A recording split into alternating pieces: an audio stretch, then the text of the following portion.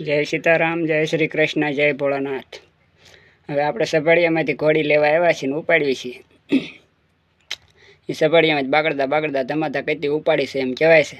સભાડિયામાં સમજાવ્યું છે ને દડવા દોડાવ્યું છે ને હડમતાળા જતા હાંકલો માર્યો છે અને વાંગત્રા જતા વિચાર કર્યો ધોળા ધક્કો નથી ખાવો।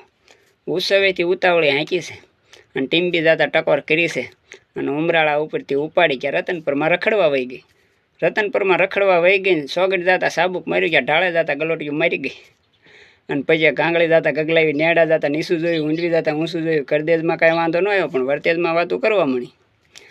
પછી નારી સોકડીથી નાસવા મળી, મોજમાં આવી મસ્તારામના મંદિરે ઊભી રહી। એટલે મિત્રો આ ઘોડી અહીંયા આવી ગઈ છે ભાવનગરમાં અને બાપુ ફરમાન બહાર પાડ્યું છે 200 જણા આવે એટલે।